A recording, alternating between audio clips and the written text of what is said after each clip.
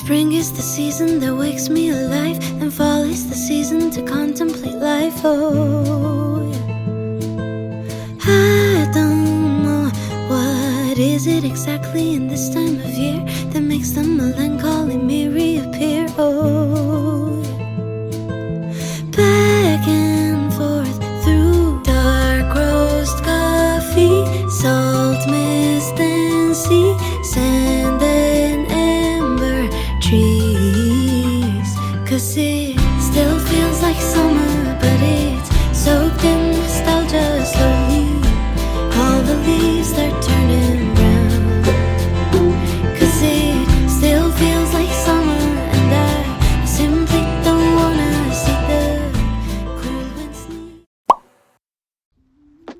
ค่ะอุปกรณ์ที่ใช้นะคะก็จะมีเป็นเชือกฟอกตัวนี้ KJ ใช้ทั้งหมด200 กรัมนะคะส่วนเข็มจะใช้เบอร์5/0ค่ะ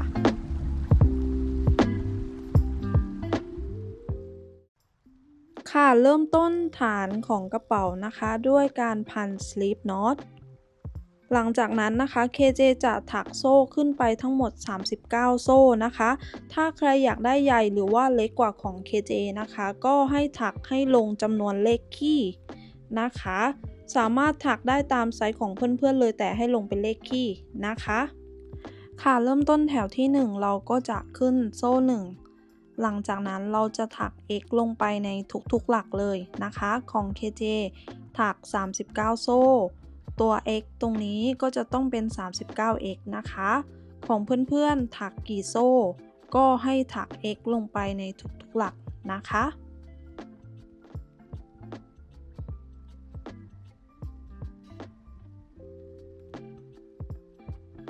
ค่ะต่อไปแถวที่2เราจะถักโซ่1หลังจากนั้นพลิกชิ้นงานค่ะแล้วเราจะถัก x ลงไปในทุกๆหลักเลยนะคะของ KJ มี39หลักก็จะต้องถัก x ลงไป 39x นะคะเราจะถักแบบนี้นะคะขึ้นไปจนได้ขนาดฐานที่เพื่อนๆต้องการนะคะของ KJ จะถักอยู่ทั้งหมด12แถวนะคะตัวแถวตรงนี้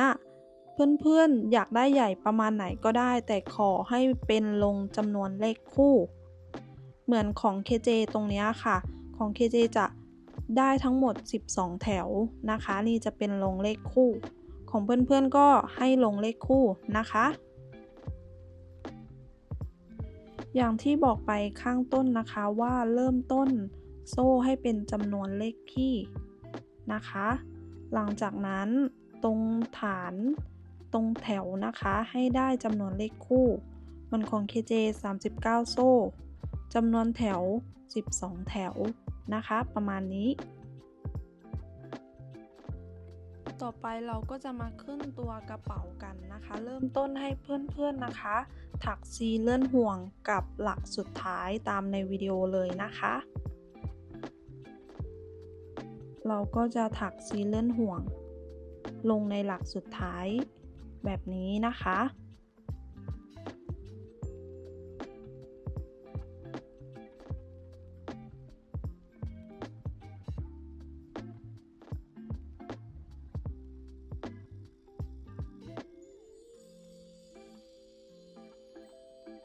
จากนั้นถักโซ่ขึ้นไป4โซ่ค่ะมือใหม่แนะนำให้ใช้ตัวกั้นลายนะคะมาร์กตรงโซ่ที่3ไว้นะคะหลังจากนั้นเราจะถัก F นะคะลงไปตรงช่องตามที่ KJ ได้บอกไว้นะคะ1F หลังจากนั้นถักโซ่1เว้น1หลักถัก1F นี่นะคะ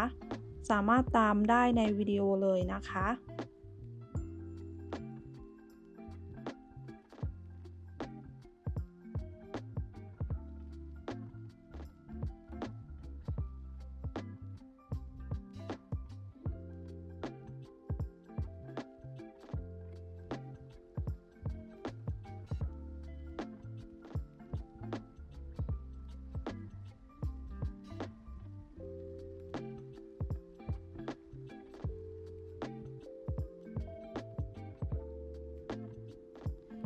นี่นะคะหลังจากที่ถักครบ ทุกช่องแล้วก็จะออกมาประมาณนี้เลย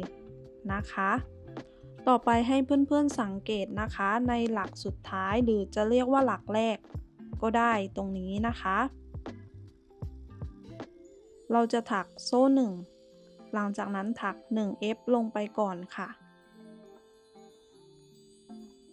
ลงในหลักสุดท้ายตรงนี้นะคะหรือว่าเราจะเรียกเป็นหลักแรกก็ได้ค่ะ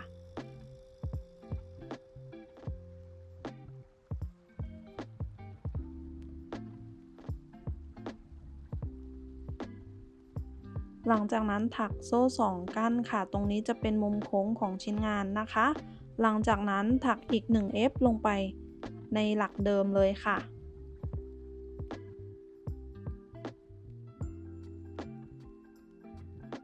ตรงนี้จะเป็นมุมโค้งของชิ้นงานนะคะ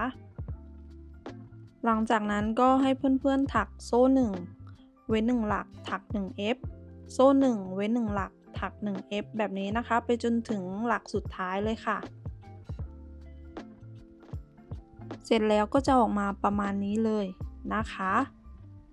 หลังจากนั้นให้เพื่อนๆสังเกตในหลักสุดท้ายตรงนี้นะคะ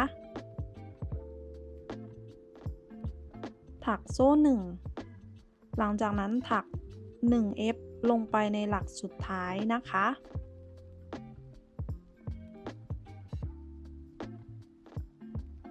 ถักโซ่2กั้นค่ะ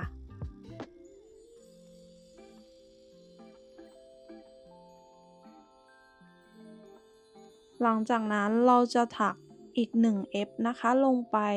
ในหลักเดิมค่ะ ตรงนี้จะเป็นมุมโค้งของชิ้นงานนะคะ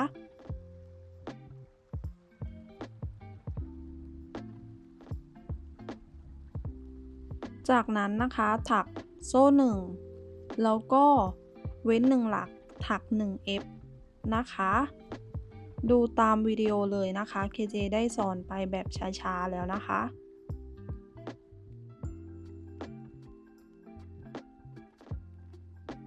หลังจากนั้นถักโซ่1เว้น1หลัก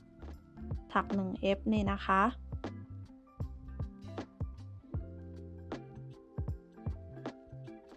เราจะถักแบบนี้ไปจนถึงอีกฝั่งหนึ่งเลยนะคะ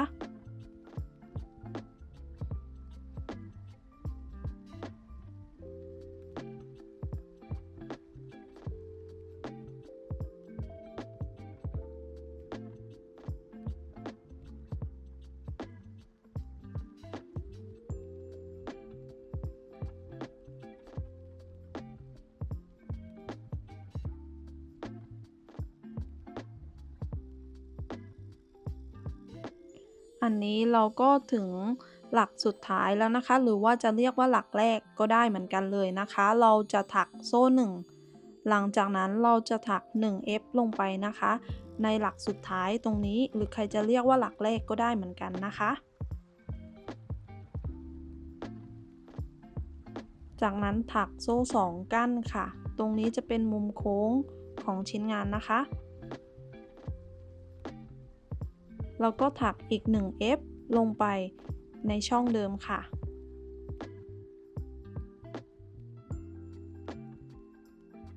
จากนั้นเราก็จะถักโซ่1เว้น1หลักถัก 1F โซ่1เว้น1หลักถัก 1F แบบนี้นะคะไปจนถึงหลักสุดท้ายเลยนะคะ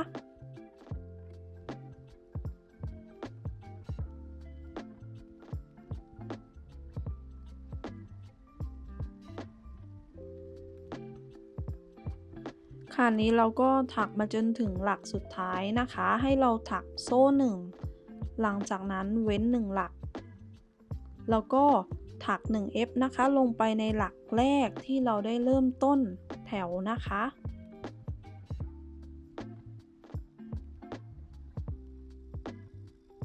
จากนั้นถักโซ่2กั้นแล้วก็ถักซีเลื่อนห่วงกับโซ่ที่3นะคะ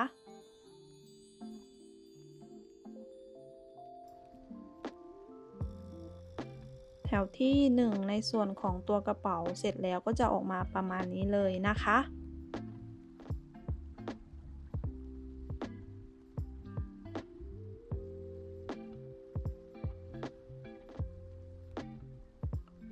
ต ต่อไปแถวที่2จะเป็นการขยายตัวกระเป๋านะคะให้มันใหญ่ให้มันเป็นมุมโค้งนะคะ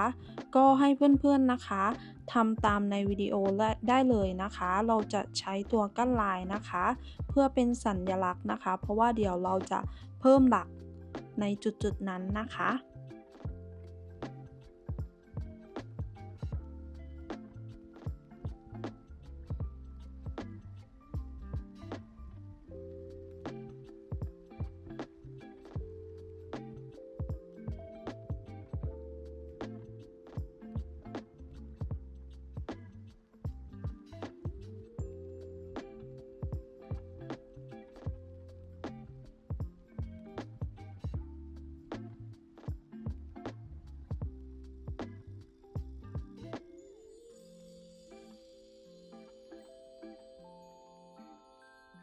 โอเคค่ะเริ่มต้นแถวที่2เราจะถักโซ่ขึ้นไปทั้งหมด3โซ่ค่ะ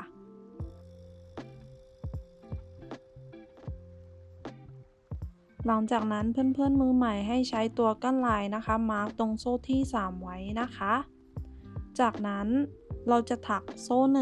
1และเราจะถัก 1F นะคะลงไปตรงช่องตามในวิดีโอเลยนะคะตรงนี้เราจะเป็นการเพิ่มจำนวนหรือว่าเพิ่มขนาดของตัวกระเป๋านะคะให้มันดูเป็นมุมโค้งขึ้นไปนะคะแล้วเราก็จะใช้ตัวกั้นลายนะคะกั้นตรงนี้ไว้เพราะเดี๋ยวแถวถัดไปเราก็จะเพิ่มหลักตรงนั้นนะคะจากนั้นถักโซ่1แล้วก็ถัก 1F นะคะถักโซ่1เว้น1หลักถัก 1F เราจะถักโซ่1เว้น1หลักถัก 1F นะคะไปจนถึงจุดที่เราได้ใช้ตัวกั้นลายนะคะมาร์กไว้นะคะ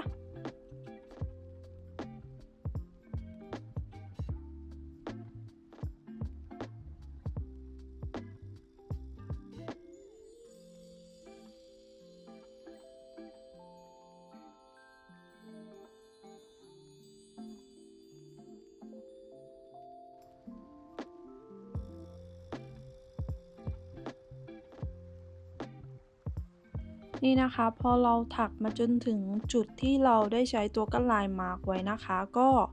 ให้เราถักโซ่1หลังจากนั้นถัก 1F ลงไปในช่องระหว่างเลยนะคะหลังจากนั้น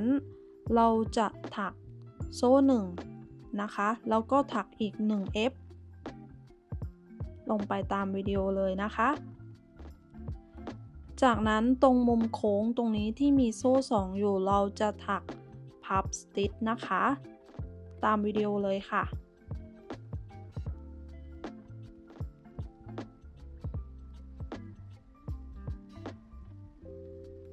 จากนั้นเราจะถักโซ่2กั้นนะคะแล้วก็ถักอีก1พับสติ๊ชค่ะ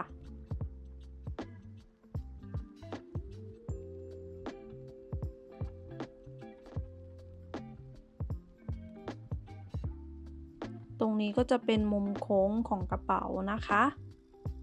หลังจากนั้นเราจะถักโซ่1แล้วก็ถักอีก 1F นะคะลงไป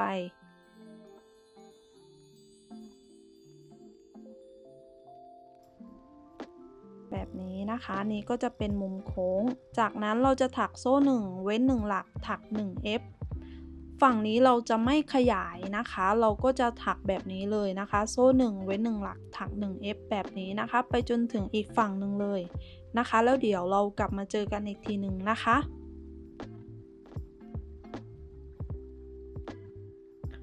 อันนี้เราก็ถักมาจนถึงอีกฝั่งหนึ่งแล้วนะคะจากนั้นเราก็จะถักพับสติ๊ชนะคะลงไปตรงมุมโค้งเลยนะคะตรงโซ่2ตรงนี้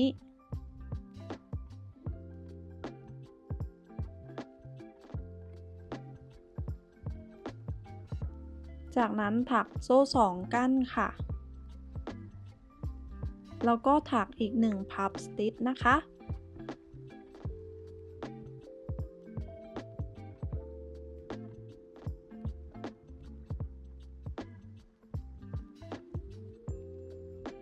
จากนั้นเราจะถัก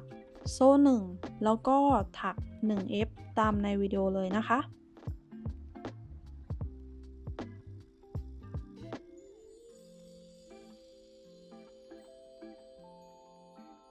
จากนั้นเราก็จะถักโซ่1แล้วก็ถัก 1F นะคะลงไปตรงช่องที่เราได้ใช้ตัวกั้นลายมาร์กไว้นะคะเพื่อเป็นการขยายฐานนะคะขยายตัวกระเป๋า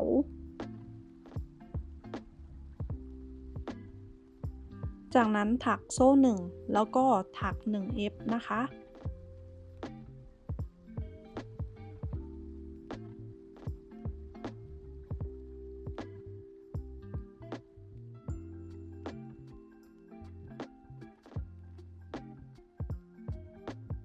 โซ่1เว้น1หลักถัก 1F นะคะเราจะถักแบบนี้ไปจนถึงอีกฝั่งหนึ่งเลยนะคะที่เราได้ใช้ตัวกั้นลายมาร์กไว้นะคะ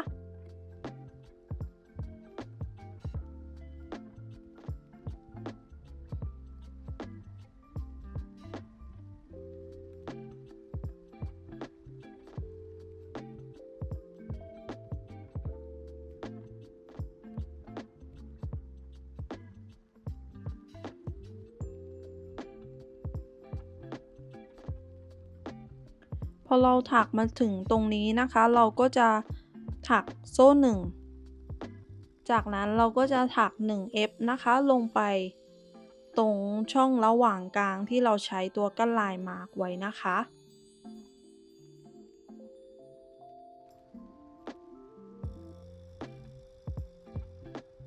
จากนั้นถักโซ่1ถัก 1F ค่ะ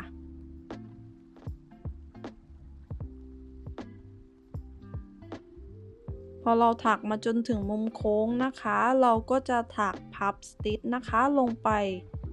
ตรงระหว่างมุมโค้งนะคะ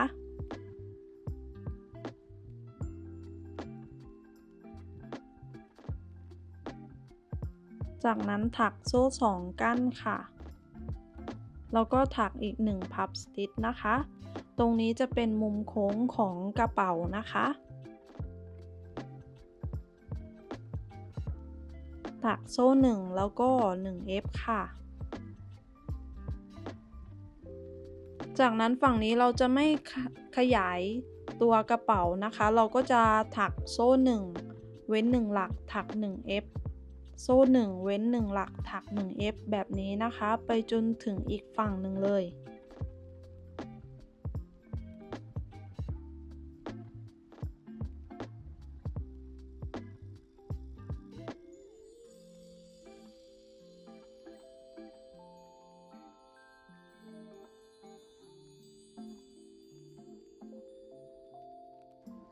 อันนี้เราก็ถักมาจนถึงมุมโค้งสุดท้ายเราก็จะถักพับสติชลงไปค่ะ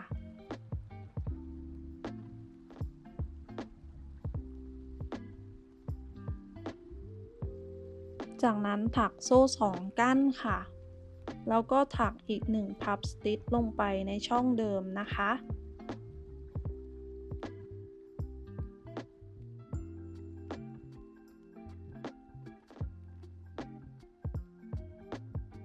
จากนั้นถักโซ่1แล้วก็ถักซีเลื่อนห่วงลงในโซ่ที่3นะคะ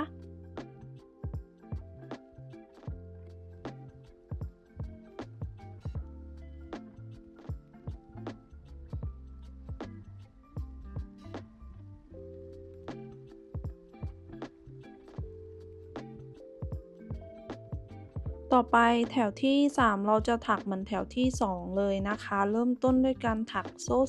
3หลังจากนั้นถักเพิ่มอีก1โซ่นะคะแล้วเราจะถัก F นะคะลงไปตรงที่เราได้ใช้ตัวกั้นลายนะคะกั้นไว้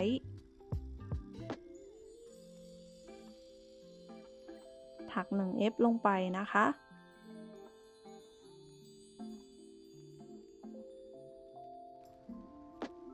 จากนั้นถักโซ่1แล้วก็ถักอีก1F ค่ะ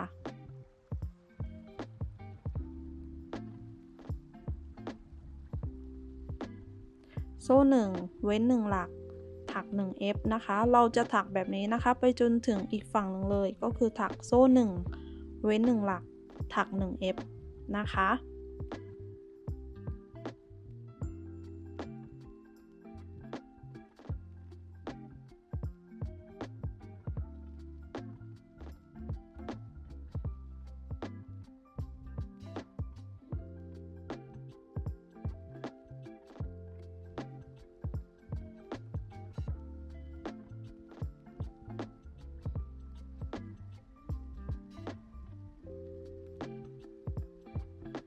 ค่ะนี้เมื่อเราถักมาจนถึงอีกฝั่งหนึ่งแล้วนะคะ ให้เพื่อนๆสังเกตว่า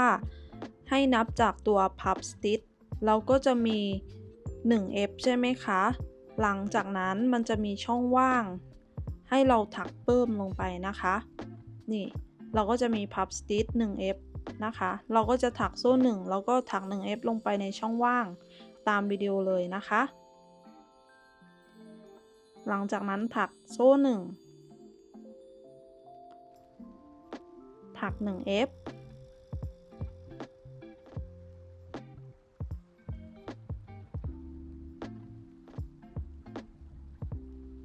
จากนั้น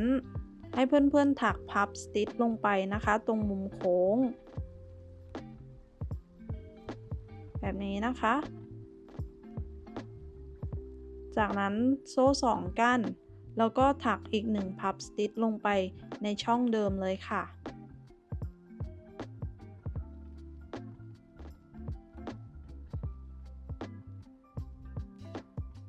ฝั่งด้านหน้าของกระเป๋าเราจะไม่ขยายนะคะเราจะขยายแค่ด้านข้างแบบนี้นะคะหลังจากนั้นถักโซ่1แล้วก็ถัก1F ลงไปค่ะจากนั้นเราก็จะถักโซ่1เว้น1หลักถัก1F ถักแบบนี้ไปจนถึงอีกฝั่งหนึ่งเลยนะคะ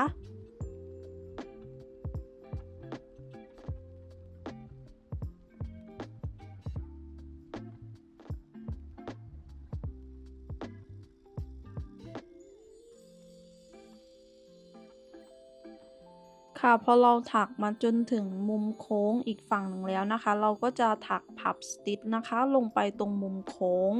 ถามว่าจะสังเกตยังไงนะคะก็ให้สังเกตตรงโซ่2ตรงนั้นจะเป็นมุมโค้งนะคะจากนั้นถักโซ่2ก้านค่ะแล้วก็ถักอีก1พับสติชลงไปในหลักเดียวกันค่ะ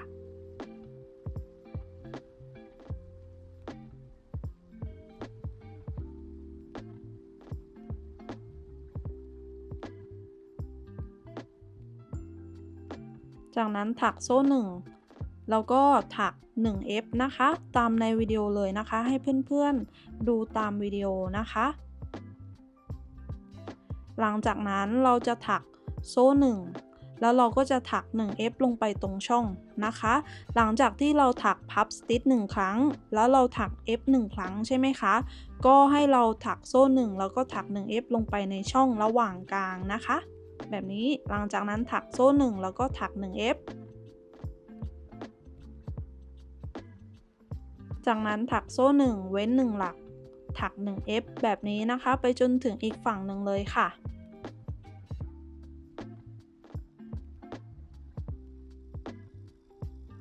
ค่ะนี้เราก็ถักมาจนถึงอีกฝั่งหนึ่งแล้วนะคะก็ให้เราสังเกตนะคะว่าจะมีพับสติชแล้วก็1F ให้เราถักนี่นะคะช่องระหว่างกลางตรงนี้นะคะหลังจากนั้นเราจะถักโซ่1ถัก1F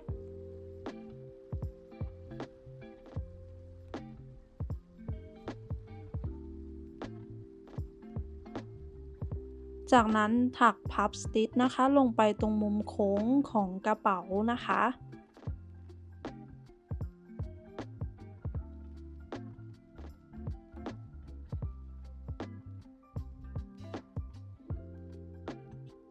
จากนั้นถักโซ่2ก้านค่ะ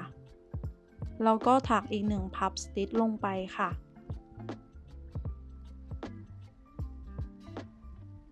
จากนั้นเราจะถักโซ่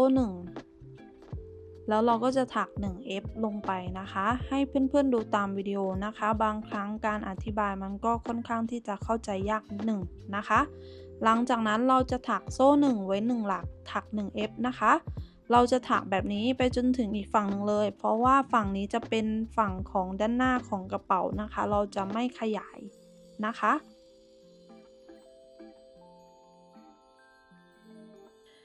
ค่ะนี้เราก็มาถึงมุมโค้งสุดท้ายนะคะเราก็จะถักพับสติชลงไปนะคะหลังจากนั้นโซ่2ก้านค่ะแล้วก็ถักอีก1พับสติชลงไปค่ะ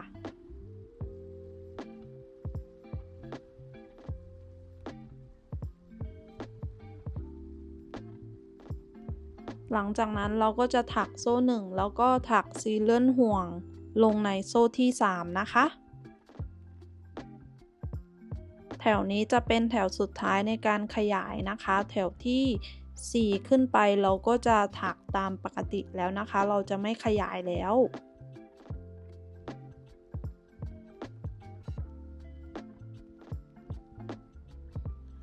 ค่ะต่อไปแถวที่4ถึงแถวที่12เราจะถักเหมือนกันนะคะเราจะไม่ขยายตัวกระเป๋าแล้วนะคะเริ่มต้นก็ให้ถักโซ่ขึ้นไป3โซ่หลังจากนั้นถักเพิ่มอีก1โซ่นะคะแล้วเราก็จะเว้น1หลักถัก1 F โซ่1เว้น1หลักถัก1 F เราจะถักแบบนี้นะคะไปจนถึงมุมโค้งที่เราถักพับสติชเลยนะคะพอเราถักนี่นะคะมาจนถึงมุมโค้งตรงนี้นะคะก็ให้เราถักพับสติชลงไปนะคะตรงมุมโค้ง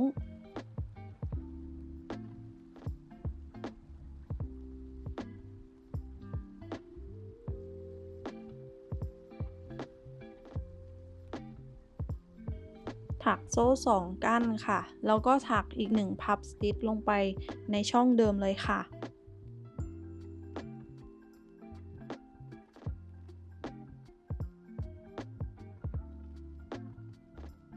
จากนั้นเราก็จะถักโซ่1เว้น1หลักถัก1 F ถักโซ่1เว้น1หลักถัก1 F เราจะถักแบบนี้นะคะไปจนถึงอีกฝั่งหนึ่งเลยนะคะ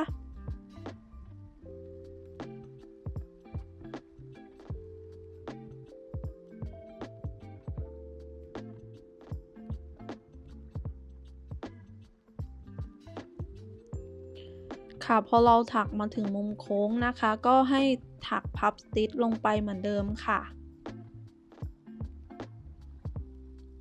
หลังจากนั้นถักโซ่2ก้านแล้วก็ถักอีก1พับสติชลงไปค่ะ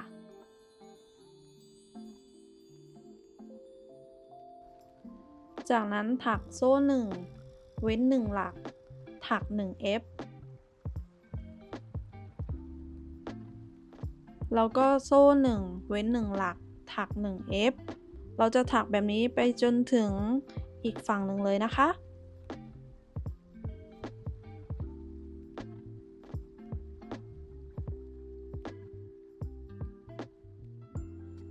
ค่ะพอเราถักมาจนถึงอีกฝั่งหนึ่งแล้วนะคะเราก็ถักเหมือนเดิมเลยนะคะก็คือถักพับสติชนะคะลงไปในมุมโค้ง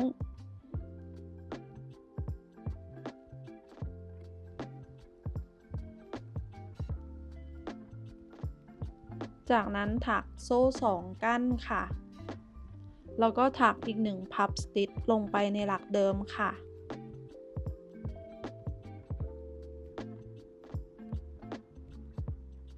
จากนั้นถักโซ่1เว้น1หลักถัก1 F แล้วก็ถักโซ่1เว้น1หลักถัก1 F เราจะถักแบบนี้ไปจนถึงอีกฝั่งหนึ่งเลยนะคะ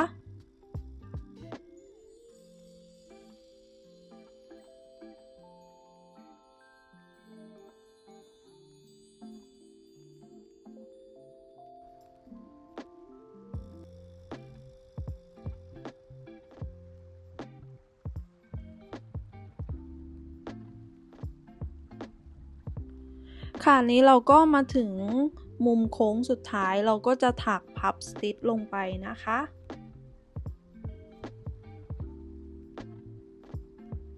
หลังจากนั้นโซ่2ก้านค่ะแล้วก็ถักอีก1พับสติชลงไปในช่องเดิมค่ะ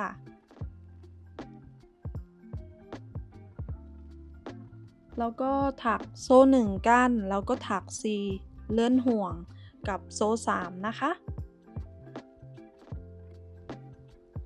ในแถวถัดไปนะคะแถวที่5ถึงแถวที่12เราจะถักเหมือนแถวที่4เลยนะคะ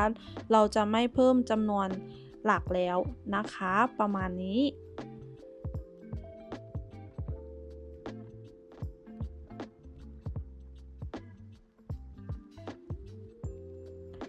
ค่ะนี้นะคะจะอยู่ทั้งหมด 12 แถวนะคะในตัวของกระเป๋านะคะ ขนาดก็จะอยู่ที่ประมาณ13เซนติเมตรนะคะ ต่อไปแถวที่13เราจะถักลดจำนวนหลักนะคะให้เพื่อนๆทำตามวิดีโอได้เลยนะคะให้ดูตามวิดีโอเลยเพราะว่า KJ ได้สอนแบบช้าๆแล้วก็ละเอียดมากๆเลยนะคะให้ใช้ตัวกั้นลายนะคะเน้นย้ำว่าให้ใช้ตัวกั้นลายนะคะเพื่อเป็นสัญลักษณ์นะคะเพราะว่าตรงนั้นเราจะทำการลดจำนวนหลักนะคะ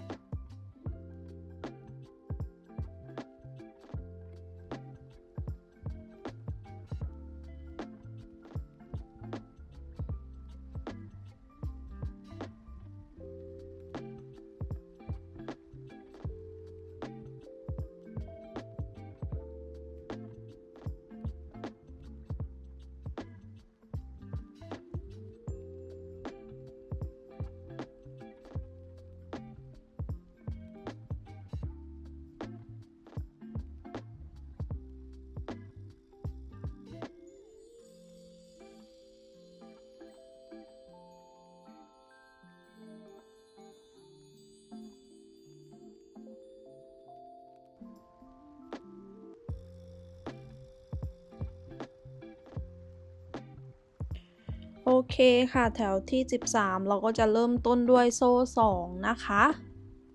แล้วเราก็จะถัก 1F นะคะลงไปนี่เราจะเว้น1หลักถัก 1F ตรงนี้เราจะรวมเป็นหลักเดียวกันนะคะให้เพื่อนๆใช้ตัวกั้นลายมาร์กไว้นะคะเพราะว่าตอนเราจบงานเราจะถักซีเลื่อนห่วงตรงนี้นะคะหลังจากนั้นเราก็จะถักโซ่1เว้น1หลักถัก 1F แบบนี้นะคะไปจนถึงอีกฝั่งหนึ่งที่เราได้ใช้ตัวกั้นลายมาร์กไว้นะคะแล้วเดี๋ยวเรากลับมาเจอกันอีกทีนึงนะคะ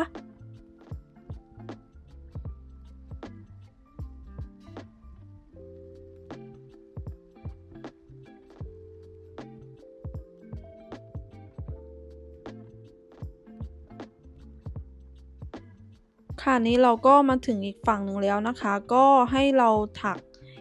โซ่1นะคะก่อนที่เราจะถัก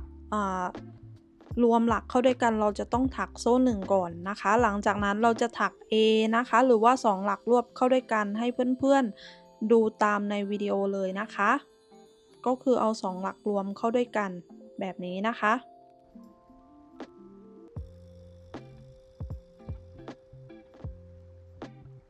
นี่อันนี้ก็จะเป็นการลดจำนวนหลักนะคะหลังจากนั้นเราก็จะถักพับสติชนะคะลงไปจากนั้นโซ่2กั้นค่ะถักอีก1พับสติชลงไปค่ะ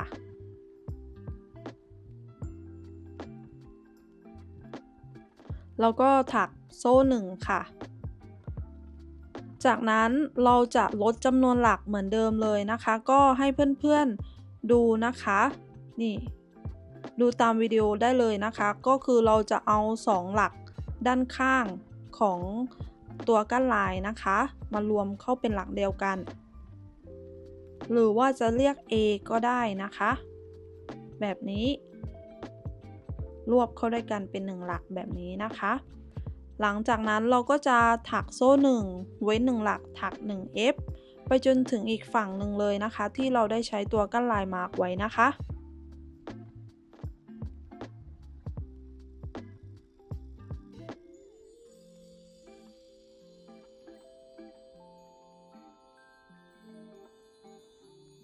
อันนี้เราก็ถักมาจนถึงอีกฝั่งหนึ่งแล้วนะคะก็ให้เราถักลดจำนวนหลักนะคะตามในวิดีโอเลยนะคะก็คือถักโซ่1ก่อนหลังจากนั้นเราก็จะถัก A นะคะหรือว่าถักลดจำนวนหลักให้เพื่อนๆดูตามวิดีโอได้เลยนะคะ แบบนี้หลังจากนั้นก็ให้เพื่อนๆถักพับสติชนะคะลงไป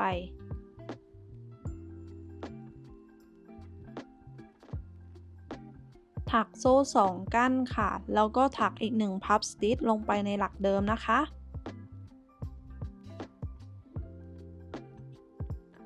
จากนั้นเราก็จะถักโซ่1กั้นแล้วเราก็จะถักลดจำนวนหลักเหมือนเดิมเลยค่ะ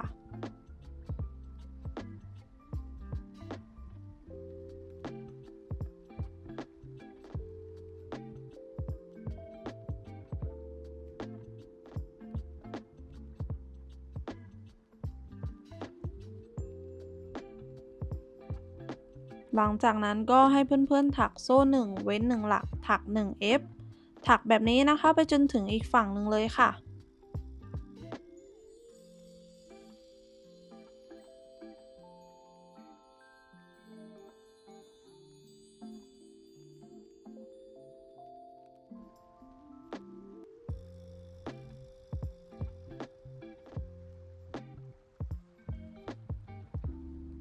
ค่ะนี้เราก็ถักมาจนถึงอีกฝั่งหนึ่งแล้วนะคะก็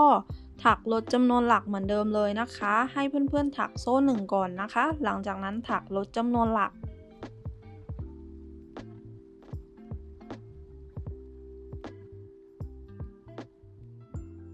แบบนี้นะคะหลังจากนั้นก็ให้เพื่อนๆถักพับสติชค่ะลงไป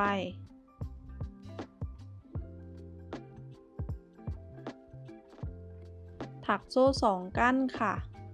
แล้วก็ถักอีก1พับสติชนะคะลงไปในหลักเดิม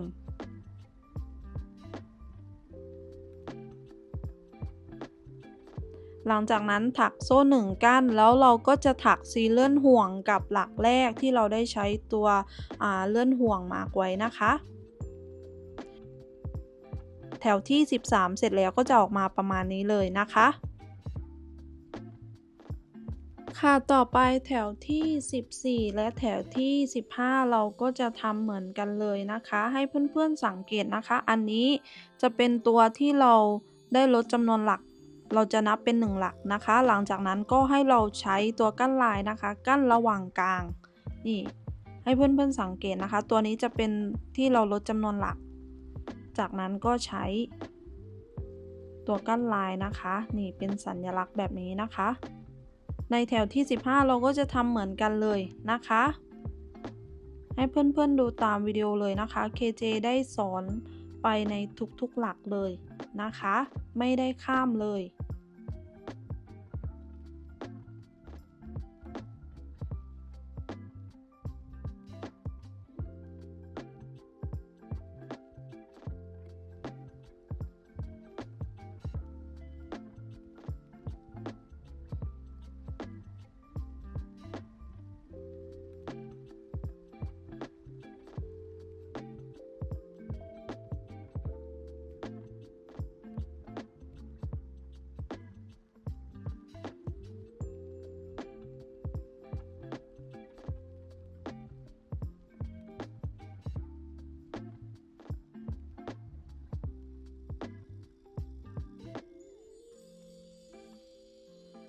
ค่ะเริ่มต้นแถวที่14เราก็จะถักเหมือนเดิมนะคะเหมือนแถวที่13ก็คือเริ่มต้นโซ่2หลังจากนั้นเราจะเว้น1หลักแล้วเราก็จะถัก1 F ลงไปอันนี้เราจะรวมเป็นหลักเดียวกันนะคะก็คืออันนี้จะเป็นหลักแรกของแถวหลังจากนั้นเราก็จะถักโซ่1เว้น1หลักไปจนถึงอีกฝั่งหนึ่งที่เราได้มาร์กไว้ใช่ไหมคะแล้วเราก็จะทำการลดจำนวนหลักทุกอย่างมันเหมือนแถวที่13ทุกอย่างเลยนะคะให้เพื่อนๆลองย้อนกลับไปดูในแถวที่13มันจะถักเหมือนกันเลยนะคะค่ะนี้จะอยู่ทั้งหมดที่15แถวนะคะแถวที่15เราก็จะถักเหมือนแถวที่14เลยนะคะเหมือนกันเลยให้เพื่อนๆย้อนกลับไปดูนะคะนี่เราจะลดจำนวนแถวนะคะทั้งหมด3แถวแถวที่13 14 15นะคะกระบวนการก็เหมือนกันเลยนะคะให้เพื่อนๆย้อนกลับไปดูได้นะคะถ้าไม่เข้าใจ ค่ะต่อไปแถวที่16และแถวที่17เราจะถักเหมือนกันนะคะก็คือถักโซ่1หลังจากนั้นเราจะถัก x นะคะลงไปในทุกๆหลักเลยนะคะเราจะถัก x นะคะวนรอบชิ้นงานเลยนะคะจำนวน2แถวก็คือแถวที่16และแถวที่17นะคะ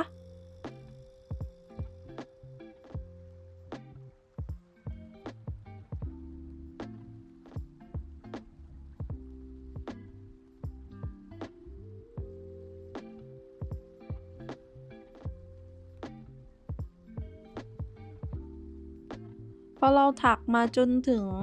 ตรงนี้นะคะที่เป็นพับสติชนะคะก็ให้เราถัก 2x นะคะลงไปตรงช่องระหว่างกลางโซ่2ตรงนี้นะคะแบบนี้ให้เพื่อนๆดูตามในวิดีโอได้เลยนะคะ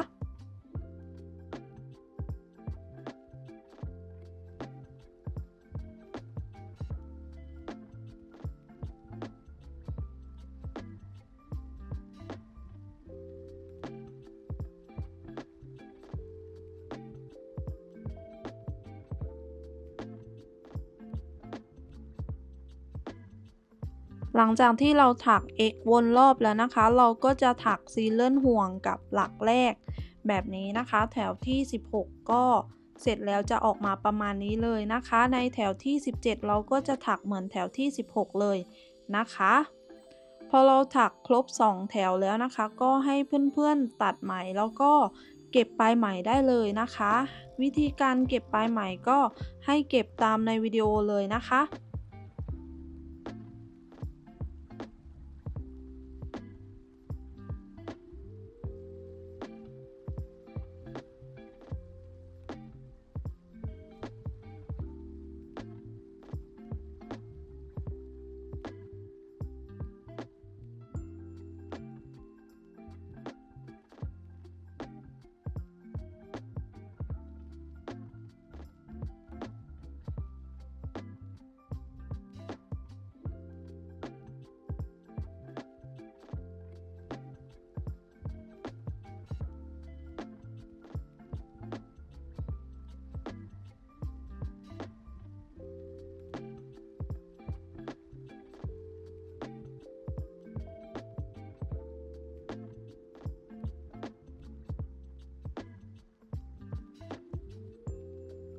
ค่ะต่อไปนะคะเราก็จะมาถักสายการเริ่มต้นให้เพื่อนๆพัน slip knot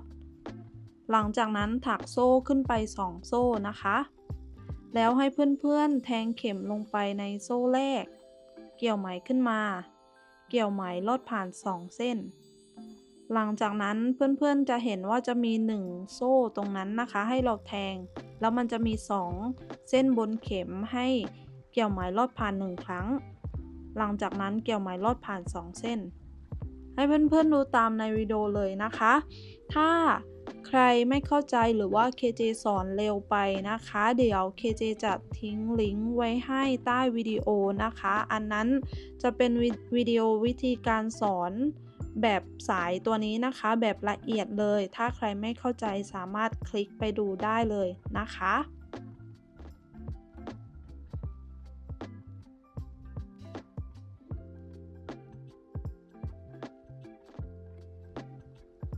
ค่ะนี้หลังจากที่เราถักจนได้ความยาวที่เราต้องการแล้วนะคะเราก็จะถักโซ่1ล็อกชิ้นงานนะคะแล้วก็ตัดไหมได้เลยนะคะของ KJ จะอยู่ที่120เซนติเมตรนะคะอันนี้ก็ขึ้นอยู่กับเพื่อนๆว่าอยากได้สั้นยาวประมาณไหนนะคะก็ลองเอาไปวัดกันดูนะคะค่ะส่วนวิธีการร้อย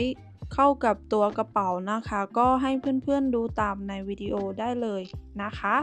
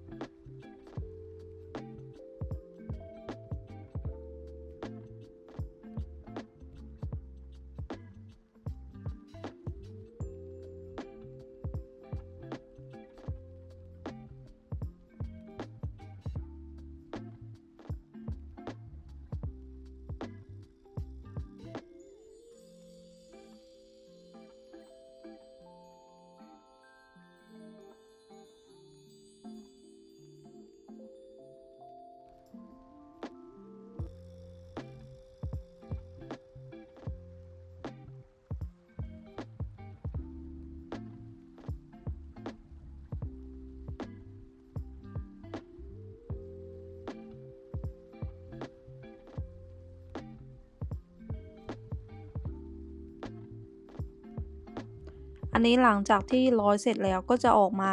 ประมาณนี้เลยนะคะ จากนั้นเราก็จะมาประกอบเข้ากับตัว accessory นะคะ อันนี้เดี๋ยว KJ จะทิ้งลิงก์ไว้ให้นะคะ วิธีการถักทั้งหมดเลยนะคะ เพราะว่า KJ ยังไม่มีวิดีโอการสอนนะคะ แต่ถ้าใครอยากให้ KJ สอนด้วยนะคะ ก็สามารถคอมเมนต์ทิ้งไว้ได้เลยนะคะ